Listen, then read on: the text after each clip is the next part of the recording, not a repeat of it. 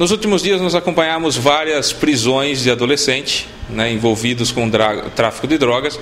E uma coisa que chamou bastante atenção é que um dos adolescentes, como você está vendo agora na matéria, é a terceira vez, segundo a mãe dele, que ele era preso no sábado, e no domingo ele participou de mais um furto, ou estava envolvido em mais um furto, quando ele acabou arrebentando os vidros dessa viatura, como você está vendo, só para você relembrar a matéria. E ouça o que a mãe dele me diz. Como vocês sabem, ele já veio aqui 2 vezes, 3 com hoje. E quais providências a senhora acha que pode tomar dessa vez? Eu prefiro ver meu filho na Fundação Casa, que eu sei que eu vou estar sossegado.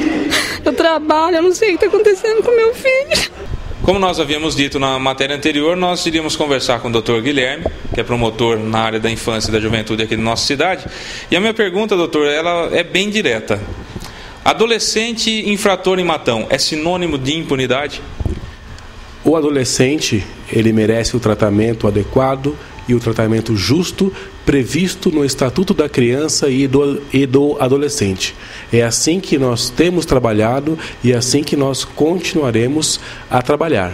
Se o delegado de polícia, se a autoridade policial percebe que há elementos, mesmo que não haja um ato infracional com grave ameaça e violência à pessoa, mas que permita que esse adolescente possa ser encaminhado para essa unidade de atendimento inicial, isso é perfeitamente possível. Mas isso tem que ser visto em cada caso concreto.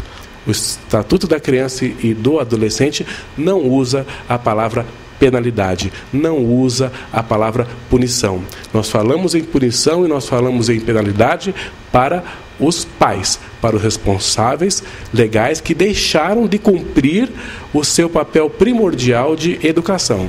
Nós temos em Araraquara, doutor Guilherme, e também em Ribeirão, uma espécie de acordo, uma espécie de contrato, mas nada assinado, mas que fica implícito, de que em caso de tráfico de drogas, o menor ele é encaminhado imediatamente, no caso de Araraquara, para a Fundação Casa e no caso de Ribeirão, para o NAI, que o senhor acabou de dizer. Em Matão nós não conseguiríamos fazer um acordo dessa natureza? Eu diria, em primeiro lugar, que nós temos que analisar o caso concreto. O delegado de polícia, a autoridade policial, no primeiro momento que tem o contato com o adolescente, ele tem essa liberdade que é dada pela legislação para saber se é caso de encaminhamento para o NAI ou não. Adolescente que, infelizmente, esteja em uma situação tal que os traficantes estejam o perseguindo, ou risco à ordem pública, aquele adolescente pode ser, sim, encaminhado de imediato para essa unidade de internação e em seguida para o Ministério Público, não sendo liberado para os responsáveis legais. Mas nós não temos uma fórmula para todos os casos. Eu respeito, entendo o clamor da população. Acompanhamos no ano passado, até o ano passado, havia a ideia ou a possibilidade da internação, sanção de 3 meses, e de repente a gente não viu mais esse ano, né? Então era uma situação assim, manda para a liberdade assistida, depois da liberdade assistida ele não cumpriu determinadas fases, vamos colocar assim, ele era então enviado para uma internação, sanção de 3 meses, até para que os pais percebessem que, como o senhor me dizia, que a Fundação Casa existe, etc, etc. Esse ano não acontece mais. Por quê, doutor? O que acontece? Adolescentes, às vezes, não desejam participar da liberdade assistida, mas eles têm um compromisso firmado com o Ministério Público. Quando esse compromisso ele era justamente ignorado pelo adolescente, o artigo 122, ele nos permitia a internação-sanção para o caso de descumprimento reiterado de condições da liberdade assistida. Isso nos trazia grande celeridade nos procedimentos aqui da infância.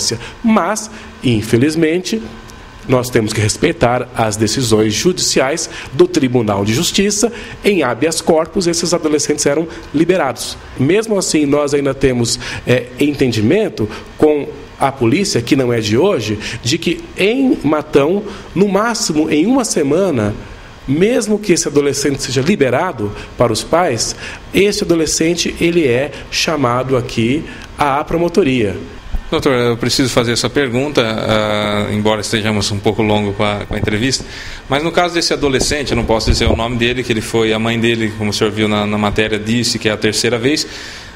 Quando essa matéria foi ao ar na segunda-feira, ela dizia respeito ao sábado. No sábado ele estava envolvido com tráfico outra vez, e no domingo, por ter sido liberado para amanhã à noite, ele fazia parte do furto de uma creche, e ele acabou arrebentando o vidro de uma viatura. Nós podemos esperar, nós sociedade, podemos esperar uma atitude rigorosa do Ministério Público, e o que nós podemos esperar do Ministério Público com relação a esse rapaz, que já seria a quarta vez que ele, com apenas 13 anos, estaria envolvido com o crime? Já temos a audiência agendada na promotoria. Evidentemente que eu não vou agora detalhar dias e horários, até por questões de segurança do próprio adolescente. Uma vez o adolescente apresentado aqui com os seus genitores, uma vez esse adolescente sendo ouvido conforme determina a lei, com justiça, o Ministério Público, com certeza, porque é Ministério Público em defesa da sociedade, em defesa do adolescente, com certeza vai tomar a medida dentro do Estatuto da Criança e do Adolescente, não de forma arbitrária, não de forma assodada, mas de forma equânime, com equidade, para se saber qual vai ser a resposta adequada para esse caso, e não só para esse caso, para tantos outros casos que surgiram e que surgirão. Vamos defender a sociedade como um todo, vamos defender inclusive a cidade em si, para que os espaços sejam ocupados com liberdade por todos.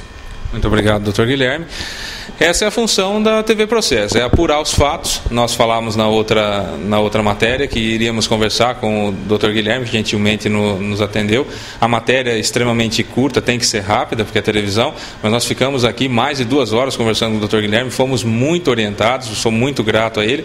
Mas sempre que tiver uma dúvida dessa natureza, nós, imprensa séria da TV Processo, nós vamos fazer as perguntas que você quer fazer para o promotor, que é essa pessoa maravilhosa que sempre nos atendeu muito bem. É a TV Processo mostrando para você tudo o que acontece na cidade.